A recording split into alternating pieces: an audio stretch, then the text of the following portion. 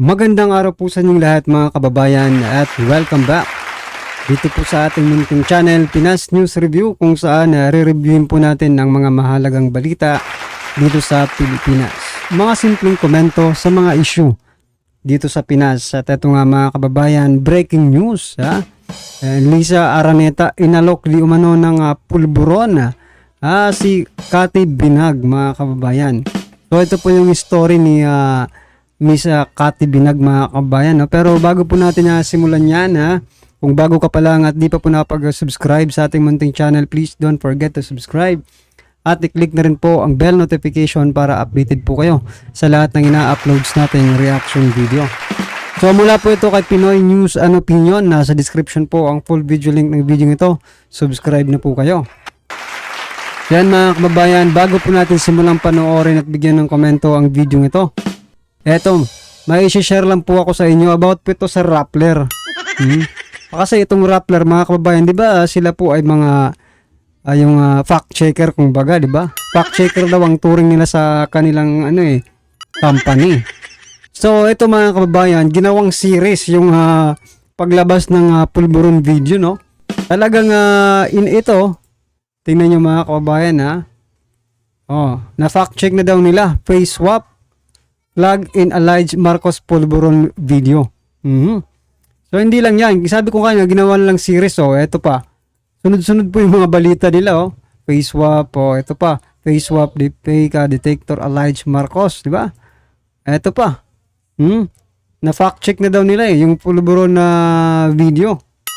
Well, anyway mga kababayan, dyan naman sila magaling itong Rappler, no? Sa pagpa-fact check. Bakit hindi nila na fact check yung statement ni Isoji Boying Rimulya na mas marami pa yung security or bodyguard ni Vice President Sara Duterte kay President Bongbong Marcos Jr. Bakit hindi nila yung na fact check? Yan. Saka marami ring mga ngayon na talagang yung flood control project, di ba? Bakit hindi yun na fact check ng Rappler? Di ba? Kaya magdududa ka rin dito sa Rappler mga kababayan sa mga binabalita nila, lalo na dito sa mga fact checking, no? Pare-parehas lang naman tayong tao, di ba? Sino ba sila para mag-fact check di ba, ng sinasabi ng mga netizens, di ba? Pero kung yan, kung gaya nga ng sinasabi ko nung last vlog, di ba? Pina-fact check po nila.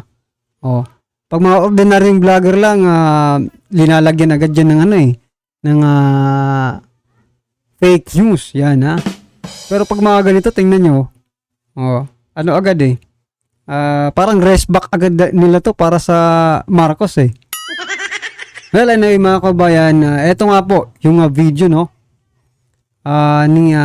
Pero eto, regarding pa rin po ito sa sa Pulburon video. Yung sinasabi ni Kong Sandro na, what do you think? Napanood nyo na ba ito? Eto, tinatanong po si Kong Sandro kung what do you think about the video daw. Eto, mas astig pala itong si Congressman Sandro Marcos. Talagang eto.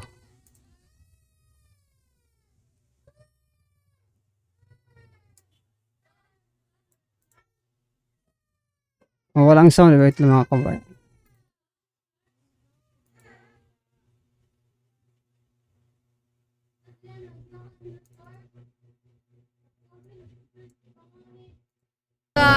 Release of the video. What do you think? What do you think? I As think the it's a little president of the- obvious. Kung what do you think out of the timing of the release of the video? What do you think? What do you think? I As think the it's a president little of the- obvious. So yan mga kabayan, what do you think daw? Eto na. What do you think? Nakikita nyo ba? The Pulburon Circle, what do you think? Cathy Binag on BBM, Bangag, Batak muli. So yun na nga mga kabayan, ito po yung kwento. Bakit kaya hindi nila kasuhan, no? Itong si dating President Duterte, nagsasabi, di ba? Si former Senator Nikki Cositing. Kababata rin yun ni PBBM, no? Ngayon naman po, tatlo na. hanggang kailan po, ilang po ba ang requirements para gumawa ng aksyon, no?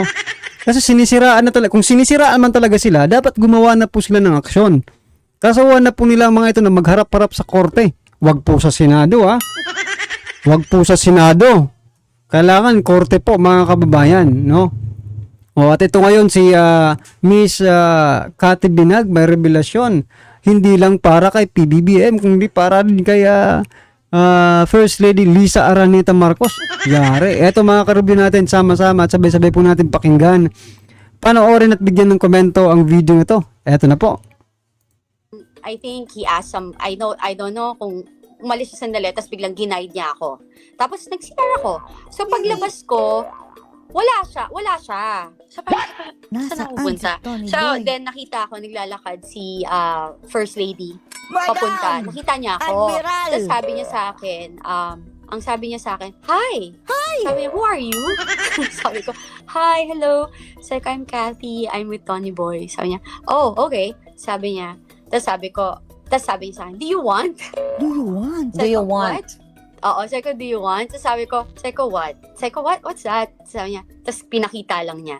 Then sabi ko, ay no, sorry, I don't do that. Yung pulburon mga kababayan, tinutukoy niya ha. Tapos sabi Okay. niya, Hold on to Yeah. that. Mhm. Sabi niya, do you want? So, ikaw ba pumasok sa isip mo? Una muna yung tinanong niya, who are you? Ano ba yung manner of speaking ni Lisa? Mataray? Ano ang manner of speaking niya? Mabait? Ano ang ano mo? yung una, mabait. Siyempre, di ba, Okay. parang hi, yung ganyan, Okay. Johnny. Yung Okay. Mabait ganon, una. Nakasmile. Tapos parang Okay. do you want? Pero Ganon. nung tinanggihan, Tapos sabi ko, pagtingin ko, kasi alam ko naman na yung ex ko, ginagawa niya yun, diba? So, you know. magamit na Okay. pulburon. So, nakita ko yun. Tapos pagtingin ko, sabi ko, ay, sorry, I don't do that. Tapos, So, may bit-bit Yun. na siya na pulburon. meron siya. Ano sa, Oo. natatandaan mo pa kung anong stash box niya? Puti, pula, plastic, or what? Hindi ko pero hindi siya plastic. Okay. Hindi siya plastic. Nasa isang lalagyan. Nasa Special isang lalagyan container, siya. mga If kababayan I'm daw. not, para bang, Pan-cheap yung plastic yung naka-plastic na puti, na transparent. Cheap yan. parang hindi ko alam kung stainless pa yun or ano. Parang pero hindi siya plastic. Pero hindi gold, hindi gold. Ay, So anyway, parang hindi nung naman sinabi yan. mo, no, I don't do that, ano ang sabi niya sa'yo? Sabi niya, oh, why are you Lisa. here? Biglang nagsungit mga kababayan. Oh, why are you here? Why are you here? You're not supposed to be here. We're not supposed to be here. Oh, yan daw ang sinabi ni Madam mga Sabi kababayan. niya. So, ako, natakot Nagulat mga kareview natin na nagulat, ha? Nung tinanggihan niya, nagulat. Kasi baka nga, di ba, magsalita Di ba, baka magsumbong, nako.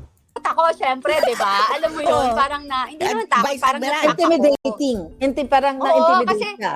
Parang switch of parang, alam mo yung switch ng Nag-rest Oh, ugali. bigla mga kababayan. Nag-iba ang timpla ni Wala. Madam.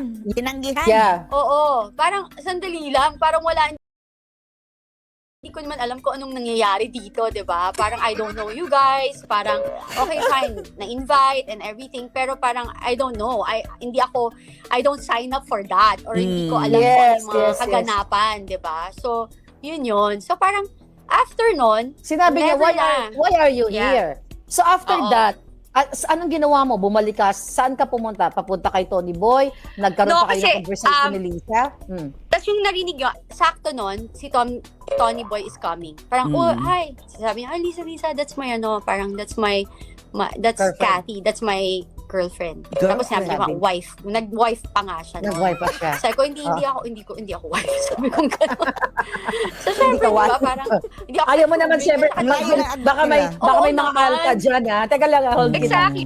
Narinig niyo mga kababayan, inalok siya ng pulburon ni Lisa Araneta. Ano ba tong si Lisa Araneta? Gumagamit rin ba? O baka siya lang ang nag-feed mga kababayan, no? O base dito sa kanyang kwento, ha?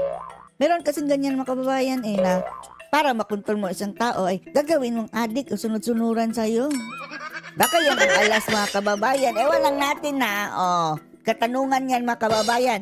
Dapat sagutin ito ni Madam Lisa Araneta Marcos. Baka naman, no comment na naman dito ang First Family mga kababayan. Mabigat na akusasyon na po yan mga kababayan. Kung hindi yan totoo, kasuhan mo. Si Cathy Binag. Pero kung dadalhin din sa korte mga kababayan, kung totoo, eh malalaman ng taong bayan. Oh, Madam Lisa, humanda ka. Aalok ka pala ha. May Inuman, inuman, may inuman. They, Inuman. Ganun talaga naman ever since. Sa inuman talaga sila. Laging inuman. They, tas yun, private. And yun nga, parang dun ko lang. Tapos parang I feel awkward na. Sino-sino yung mga tao doon sa table na yon? Sa loob Actually, ng bahay ni Marcos? it's not a table eh. We're just walking, tas sofa. Tas umupo lang ako doon, tapos sila, nandun sila, nagkakwentuhan lang sila, ganyan. Sofa. Tas nagiinuman. Yan. Tapos Inuman sila. Nagiinuman. So, di ba, since inalok ka ni Lisa kung gusto mo, do you want Do you the want? pulburon? Nakita mo ba during the first time na pumasok ka sa loob ni Marcos Jr. at pumasok ka sa bahay nila na nagsisinghot sila doon? Oo naman, kasi sila-sila lang nandun eh. 'Di ba? Parang tas ako, andun na, tas parang sabi ko pa nga, Singhutan. ayoko dito. Sabi ko, ayoko dito. Sinabi ko kay Tony Boy that time. Tapos, sabi niya, oh, I'm sorry. Kasi bago lang kami. So parang sabi ko, oh, okay. I'm sorry. Sabi niya, okay, sige, alis na tayo. Sabi ko, can we just leave? Kasi I have kids. Alam mo yun, then I have a brother. 5 ang anak niyan mga kababayan na in fairness, sexy pa rin, 5 na ang kids. Naging drug addict. So I'm very sensitive with alcoholism and May kapatid na drug addict kaya ayaw niya sa droga mga kababayan. drugs. I'm against it. Oh, may bad And- experience ka. So, Yes, you know, talagang nasira yung family ko. So parang, even with Tony Boy, like, yun yung rules ko sa kanya. Sabi ko, kasi nung nagde-date kami, nung nag-start kami, 3 months, tapos parang nahuli ko na ginagawa niya nga, tapos nagalit pa ako and everything. So yan mga kababayan, ano kaya ang masasabi, no? Ni First Lady about dito sa istorya ni Miss Cathy Binag, mga karibin natin. Dapat talagang umaksyon na po talagang first family. Itong mga tao tong pinapangalanan ko, di ba? Like for example, former President Duterte, former Senator Nikki Cusiting, di ba? At ito, pangatlo na po ito. Ha? Maliban po sa pulburon video, yung may mga tao na nagpapatotoo talaga about sa kanilang ginagawa. Pangatlo na po si Miss Cathy Binag. Yan mga kababayan. Ano kaya ang gagawin ng palasyo? Ha? Ano kaya ang gagawin ng palasyo? Yun lang ang tanong natin ngayon mga kababayan. Well anyway, ano man po ang inyong reaksyon patungkol po sa video ito ay comment lang po sa baba. Para at least alam po ng ating mga kababayan ang inyo pong opinion patungkol dito. Right? Maraming salamat po.